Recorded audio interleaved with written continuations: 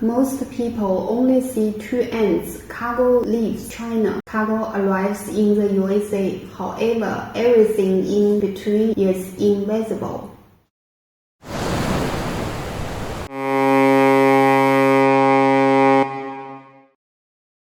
When a booking comes in, we don't just confirm it and move on. We put together 3 routine options: cheapest, fastest, and something in middle. Once the routine is set, we go directly to the carrier to lock the space. No middleman. A lot of people underestimate AMS. It has to go to US customers before the vessel cut off. If it's late, that's a $3,000 fine per shipment. There's no negotiation. After that, ISAF goes in unloading bay. Ningbo is our home base. We know every carrier, every terminal, every cut-off window. Compared to Shanghai, the loading windows are more forgiving.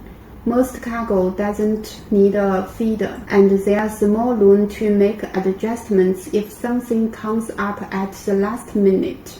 Nanjing terminal is a long way from the city. Cargo usually needs a feeder vessel to get there.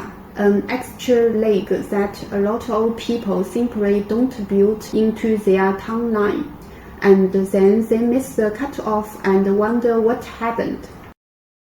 The windows are tighter. For Shanghai shipments, we build in more lead time from the very beginning. Qingdao we are building out this year. Shenzhen handles Pearl River Delta, and we look at each shipment individually to decide whether it makes more sense to go direct or route. I heard you also have sites in South Asia. Southeast Asia is a different conversation entirely. The origin of the cargo is changing, and with this round of tariff, that shift has accelerated significantly. We saw this coming a few years ago and set up local operation in Chi Minh City and Bangkok. So when a client's supplier moves their factory, we are already here. Peak season rollovers seem one of the biggest risks for overseas agents. Cargo doesn't make the vessel, and sometimes they are at least to find out. How exposed are your clients to that?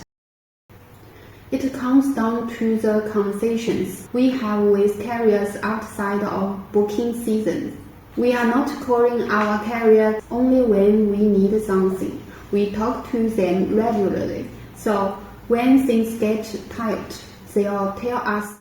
A couple of years ago, heading into Golden Week, one of our carriers called us ahead of the cutoff to flag that a particular vessel was booking very full. Not a formal warning, just a heads up. The kind you get when people actually know you. So the relationship with the carriers is what made your company different. That's exactly it. We knew early enough to act. Most forwarders find out a cargo got lowered after it's already happened. We find out before anything was at risk, because someone picked up the phone and called us. There's also the question of which tier of space you are booking. Economy space carriers more rollover exposure. When a vessel gets full, better space, better protection. We match that to how time sensitive the cargo actually is, and that conversation happens at the booking stage, not when there's already a problem.